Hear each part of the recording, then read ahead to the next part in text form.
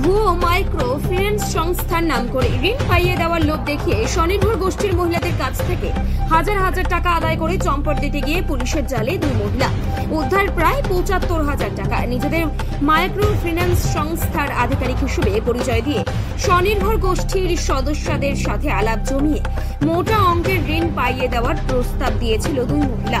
ঋণ পাওয়ার জন্য বীমা ও সিকিউরিটি মানি হিসেবে প্রত্যেক সদস্যের কাছ থেকে আদায় করা হয়েছিল মোটা অঙ্কের টাকাও। কিন্তু সেই টাকা নিয়ে চম্পট দেওয়ার আগে পুলিশের জালে ধরা পড়ল দুই মহিলা। গতকাল সন্ধ্যায় ঘটনা ঘটে বাঁকুড়ার বিষ্ণুপুর শহরের শেখপাড়া এলাকায়। ধৃতদের আজ বিষ্ণুপুর মহকুমা আদালতে পেশের পাশাপাশি প্রতারণা চক্রের মাস্টার মাইন্ডের খোঁজ শুরু করেছে পুলিশ। ঘটনাটা দুটো মহিলা 3 দিন ধরে আসা যাওয়া করছে, বলছে লোন দেওয়া হবে। 3 দিন ধরে আসছে বলে ওদিকে বিশ্বাস করে আমরা বললাম তাহলে নেবো। এলো আর একদিন এলো, মানে কালকে এলো, এসে বলছে আমাদিকে সিকিউরিটি মানি হিসাবে 3000 করে দিতে হবে, 3100 টাকা করে। তার জন্য দিল না, আমরা বিশ্বাস করে 3100 টাকা নিয়েই চলে গেল। দিয়ে চলে যাওয়ার পরে আরো একটা গ্রুপ করছিল, বাইপাসের লোকরা ধরেছিল। ধরার পরেতেই আমরা জানতে পারলাম যে ওরা চিটিং করে পালাচ্ছে। মানে এর আগে কি দিয়েছিলেন? কাগজপত্র, আধার কার্ড, ভোটার কার্ড, অ্যাকাউন্টের জেরক্স আর স্বামীর একটা ভোটার কার্ড নিয়েছিল। আপনারা কি স্বনির্ভর গোষ্ঠী? হ্যাঁ, স্বনির্ভর গোষ্ঠী। ওরা কি শুধু স্বনির্ভর গোষ্ঠী মহিলাদের কাছে এসেছে?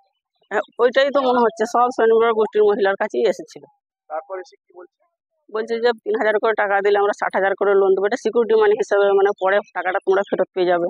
এইভাবে আমরা কম সুদ হিসাবে বলছে বলে আমরা লোন টোন নিয়ে খাই, তো গরিব মানুষ আমরা, ওই জন্যই মানে নিতে গেলুম। এরকম অবস্থা ফেসে গেছি। কিন্তু হচ্ছে যারা এসেছিল তাদের কি চেনেন আপনারা? না না, আমরা চিনি না। কোথায় বাড়ি? কোথায় বাড়ি সেটা আমরা চিনি। কি বলছে অফিস কোথায় বাড়ি? বলছে রামসাগর আছে আর জয়কিনপুর। মানে সরকারি কি? না না, সব কিছু বলেন। আচ্ছা, তারপর কি করলেন? ওই মহিলাকে কি করা হলো? ওই ধরে দিল, তো আর কি করা হলো, মানে পুলিশে নিয়ে গেল। আপনারাও তো কালকে হ্যাঁ বিক্ষোভ দেখালেন? হ্যাঁ, গিয়েছিলাম থানাতে, বলেছে টাকা ফেরত দেবো, সন্ধ্যা 5টার সময় যেতে বলেছে। আবার যে দেখি কি হয়, গরিব মানুষ তো আমরা যেতেই হবে। মানে কি চাইছেন আপনারা? আমরা টাকাটা ফেরত পেলে আমরা আর কিছু করবো না, আমরা টাকাটা ফেরত চাই। কিন্তু এইভাবে যে আপনাদের ফ্রড করছে, দোষীরা যদি শাস্তি না পায় তা আরো করবে। তো কি করবো আমরা? যদি কেসের মাধ্যমে যাই, আমরা কেস চালাতে কি পারবো? আমরা তো পারবো না। আমরা গরিব মানুষ, খেটে খুটে খাই, মালা কেটে খাই, অনেক কষ্ট করে টাকা জমা করে দিয়েছি। তাহলে আমরা কিভাবে কেস চালাবো? আমাদের টাকাটা ফেরত পেলে আমাদের। সরকার তাদের শাস্তি দেয়, এটা চাইছেন কি?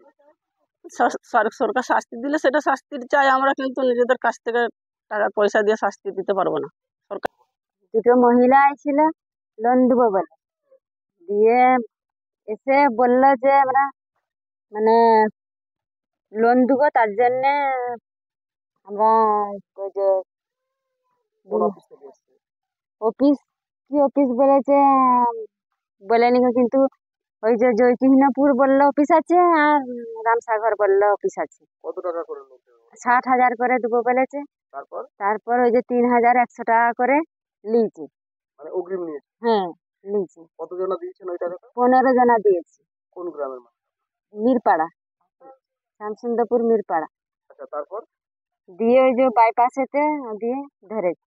আমাদের ইসের থেকে আরো দল নিয়েছে, দিয়ে নিয়ে বেরিয়ে চলে যাচ্ছিল, দিয়ে বাইপাসেতে ধরেছে। কারা ওরা? চিনতে পেরেছেন ওদের? ওদের বাড়িটাই নাম না না, তাহলে যে অচেনা পরিচিত লোক আসলে কি ডকুমেন্ট? আধার কার্ড, ভোটার কার্ড আর অ্যাকাউন্ট। গতকাল সন্ধ্যেবেলায় আমাদের বিষ্ণুপুরের শেখপাড়ার নিবাসী আশা বিবি আমাদের কাছে একটা কিছু কমপ্লেন করেন যে স্বনির্ভর মাইক্রো ফিন্যান্স বলে একটি কোম্পানির 3 জন কর্মচারী বলে নিজেদেরকে পরিচয় দেওয়া 3 জন মহিলা, ওরা ওনাদের কাছে এসে সেলফ হেল্প গ্রুপের লোন করিয়ে দেওয়ার নাম করে বিমার অঙ্ক হিসেবে কারো কাছ থেকে 2800 টাকা, কারো কাছ থেকে 2900 টাকা, কারো কাছ থেকে 3000 বা 3100 টাকা করে নিয়েছে। তো ওনাদের ইনিশিয়ালি সন্দেহ হয়, ওনারা যারা কমপ্লেনেন্ট পার্টি আছেন তারা তাদের পরিচয়পত্র দেখতে চান এবং পরিচয়পত্রে কোনো এই ধরনের বীমা কোম্পানির সই বা ওদের কোনো স্ট্যাম্প সিল কিছু যেহেতু ছিল না, সেহেতু তাদের সন্দেহ হয়। ওনারা পুলিশকে জানান এবং পুলিশ তখন গিয়ে ওখান থেকে দুজনকে অ্যারেস্ট করে এবং ৭৫,০০০ টাকা ওখান থেকে সিজ হয়, যেটা ওই কোম্পানির যে দুজন যারা অ্যারেস্ট হয়েছেন অর্থাৎ অঙ্কিতা রানা এবং দিশানি বিশ্বাস বলে, যাদের বাড়ি উত্তর ২৪ পরগনার মসলন্দপুর, গোবরডাঙ্গা এইসব এরিয়াতে, তাদের কাছ থেকে ৭৫,০০০ টাকা সিজ করা হয় এবং তাদেরকে অ্যারেস্ট করা হয়। এই ঘটনার সঙ্গে আর কেউ জড়িত থাকতে পারে কিনা মনে হচ্ছে? এই ঘটনার সাথে এই দুজন যাদেরকে আমরা অ্যারেস্ট করেছি তাদের যিনি বস সেই মহিলার আমরা ডিটেলস পেয়েছি। তাকে এখনো অব্দি অ্যারেস্ট করা যায়নি, কিন্তু তার খোঁজে আমাদের বিষ্ণুপুর থানার পুলিশ লেগে রয়েছে। খুব শীঘ্রই আমরা এই কেসের শেষ দেখে ছাড়বো। বলছি আরো কত